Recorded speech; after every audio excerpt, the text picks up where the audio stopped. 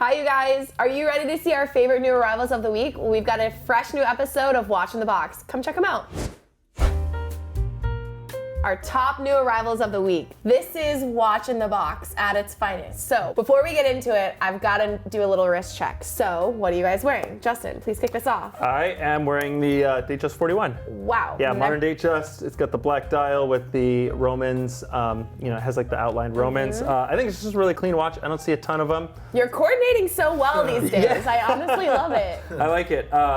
Yeah, it's a great looking watch. Big fan. You guys want to know what I'm wearing? Yeah, what do you got on? All right, I have on a Tiger's Eye, a nice little Lady-Datejust from the 70s. This is a beautiful watch. I've been a big fan of the burl wood and the wood dials, and then now the Tiger's Eye gives me that fun little stone that option. dial. Big fan of it. All right, Brandon, our vintage, what you got? I'm actually wearing my Speedmaster again. You've seen it from another episode. Yeah. With the faded bezel. And, classic. Yeah, I mean, so Can't go wrong there. Cannot go wrong. All right, so as we mentioned, Watch in the Box, our 3 favorite new arrivals of the week. Brandon speaks for the vintage, I get to speak for the ladies, and Justin gets to speak for the modern men's watches. So, Justin, would you like to kick this one off? What do we got absolutely. this week? So I have something that may not be quite or as expected from me. Okay. We have the Cellini prints. There are 4 of them in the set, right? Which I think would be a great collection to go after someday. Emily, I'm looking at you on that one. I would love to do it, but anyway, they're all slightly different, but kind of the same shape, and it's really unique for Rolex. I mean, it has a lot of things we don't see. First off, square case shape, right? Big fan. When you see that from Rolex, right?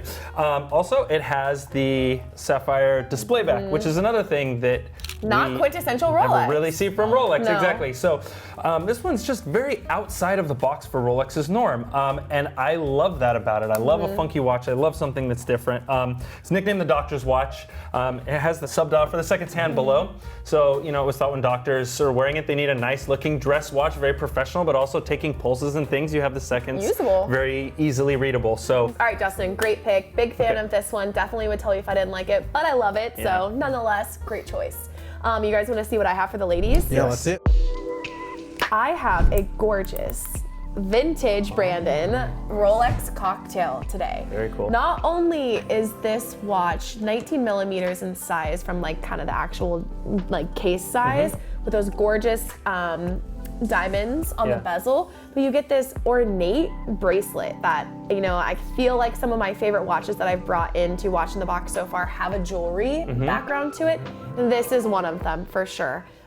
Especially, it's kind of taboo to stack your watches. This one doesn't really need a stack. No bracelets associated with it. It's this and that's it.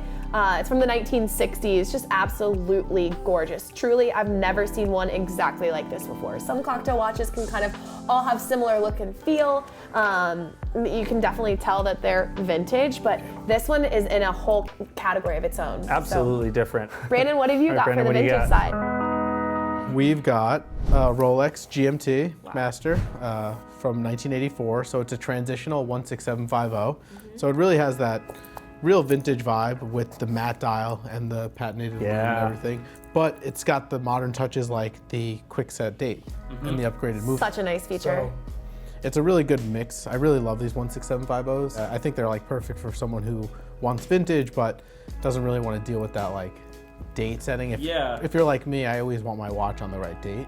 And this is just a really nice, honest example. The case, it's really strong. You can see the bevels and the bracelet. Love that Jubilee bracelet on there. You took it out of my mouth. I was just gonna say, I was letting you finish, but yeah, what a combo. It's got some wear, which is common for these, but it's just really cohesive. The whole thing just goes together nicely. I really appreciate those transitional models, the ones that kind of live with one foot in vintage, Bits but a little and bit pieces. modern. Yeah, Yes. it definitely has that vintage look. And if you see that, that's 100% a vintage watch. I think it's a great choice. It's a great little niche-y segment of time for those watches, and this is a great example. Yeah, and I really like, I like both versions with the white gold surrounds and this one, but this is kind of my favorite pick. Yeah. Because they went right to the white gold surrounds shortly after. I think I tend to agree with you. I think they're both really nice, but I think that's the choice if I was forced to make it. Absolutely standout picks. These are just a few of our favorites. As always with Watch in the Box, we're curious, what are you guys looking for? Are you hunting for a specific brand? Are you looking for a specific model? Is it reference specific? Be sure to let us know in the comments. So, all right, you guys, until our next episode, be well, please.